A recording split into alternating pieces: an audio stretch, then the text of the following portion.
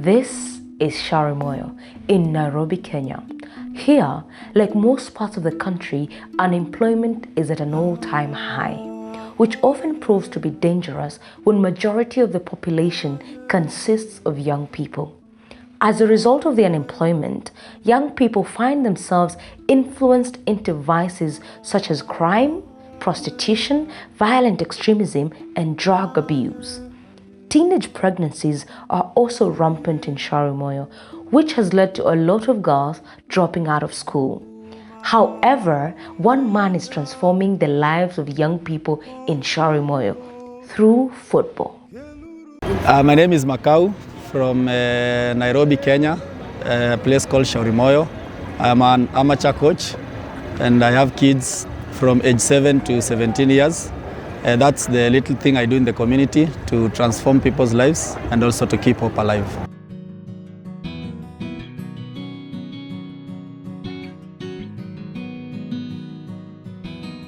I started coaching in 2010, but active coaching started in 2012.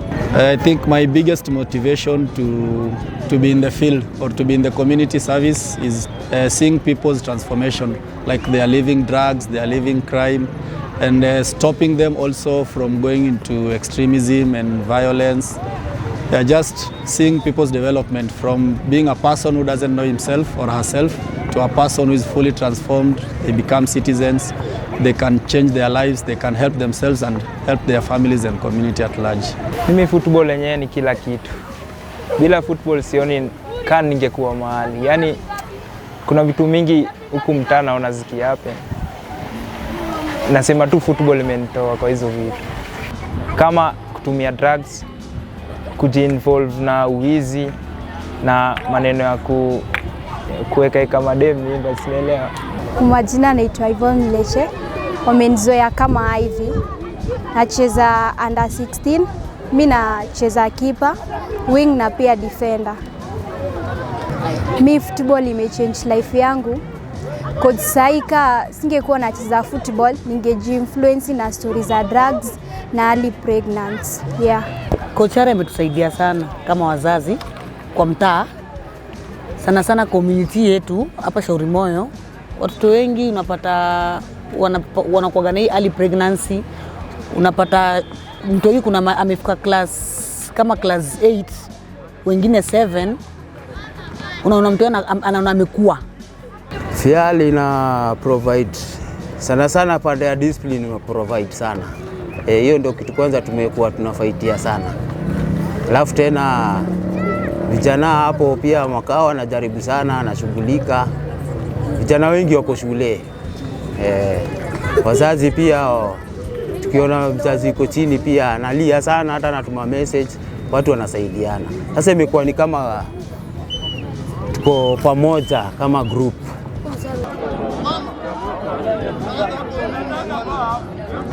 If you see ball tu peke yake wana deal nayo. Tuna deal na mambo kama discipline.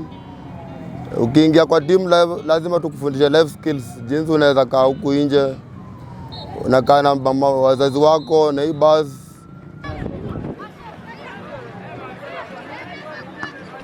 Leta counter mapema. Kabisa utakie ball. There's been a lot of challenges, but I think the main challenge will be what you are doing. There is not so much role modeling. So the young people don't have someone to look up to, because you want to tell them they can achieve their dreams, they can be footballers, but in the community around there is no one to look up to. Mimi ma teammates wananitaga Olunga. Na hata kama nacheza defense, mimi nataka kuwa kama ule jamaa. Mimi tu ya kwanza football is my career. Yeah, then kuwa mkubwa nataka kuwa footballer, then nifanye fashion and designer. I feel satisfied when I see my kids, most of them going to trials and in other big academies, and they are picked.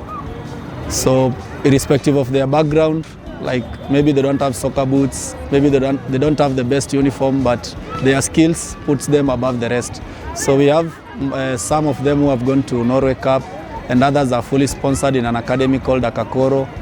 So I think that's a big achievement because that motivates them, and the ones who are behind them, they can see that yes, football can help somewhere. And then we go back to role modeling. So the kids who have achieved something in life, they can be role models. They can be a good example to the ones who are still coming up.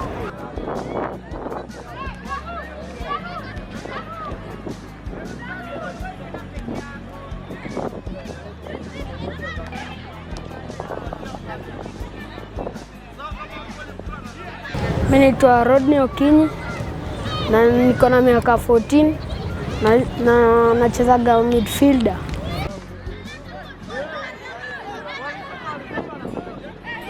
Football imenisaidia sana. Football bado ndo mimi imenisponsor mpaka shule, na bado football inanisaidia ku achieve my goals. So our team, we are currently hosting around 140 kids.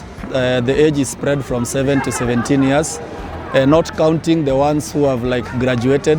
So they are above 18 years. It's like the first generation, and that is a group of like 25 people.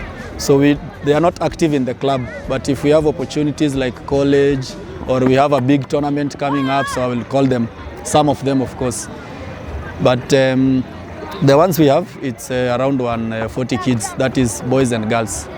And then the impact that I think we are having so much from our side, being that Sharimoyo is like in the ghetto, so we are trying to help them not go into drugs and crime.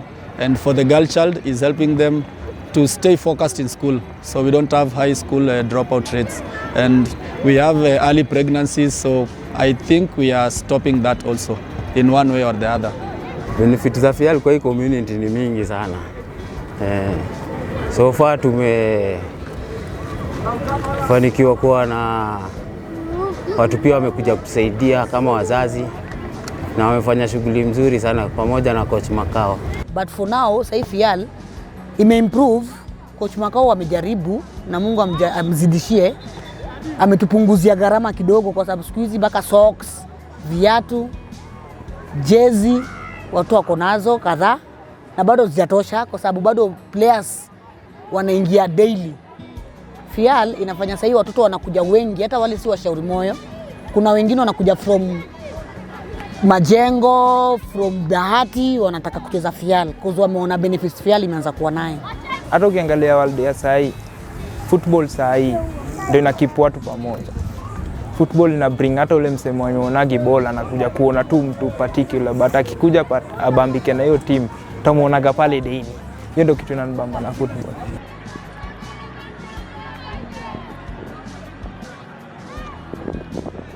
What will help me do what I'm doing better? I think it's having more people volunteer. I think having people who can walk with the kids in their journey of life. I think that will help a lot, because when you are alone you can't do much, but if we have more people coming in, either in human resource or in material terms, I think that will help a lot. So you're not just alone. So the kids, they can talk to Makao or they can talk to another person. Like for the girls, they don't have another girl coach. So some of the things they can't tell me. So they end up just keeping them and they can't tell the parents. So that's a bit bad. But if we have more volunteers coming in, either in funds or human resource or role modeling or materials, I think that will help. It's a big platform. Football is a good platform to change lives. But I think we need that collaboration from different sectors. That means if they are done with school, we have someone who can take them to college, or someone who can give them some internship in something. They are gaining the soft skills. I think it's a lot of things. So let's hope we get more volunteers.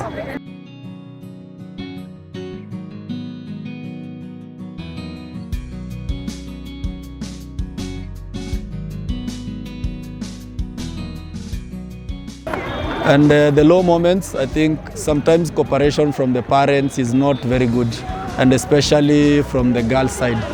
We are trying to lift girls' football, but it's a bit challenging because our culture is a bit demeaning to the girls. So the girl will be kept in the house while the boy is coming to train. So I think that is, it's heartbreaking, because you want to see the girls play, they have potential, but then they are denied that chance. And I think other thing is like the general thing, funds. You want to do a lot for the kids, like you want them to play football and still be in school, but you can't do both. So you see a kid dropping out of school and you maintain them in the team only, but that's the only thing you can do. So sometimes it's very, very discouraging, but what do? So you just give them hope that football can help them as you try to get funds to get them back to school. Mimi naweza mwambia asante kwa ile yenye amenifanyia, kwa sababu sasa singekuwaga hapa, ningekuwa nikitumia drugs na bado ningekuwa nikizurura mtaani. Mimi naweza mwambia ako sana, endelee hivyo hivyo, juu kama si yeye hatungekuwa penye tuko sahi na wenye wako sahi. Mimi kitu naweza tukakwambia coach, naweza mwambia tu thanks kwa mali amenitoa hadi mali amenifikisha, na endelee naye kuwa na hiyo spirit. Keep hope alive.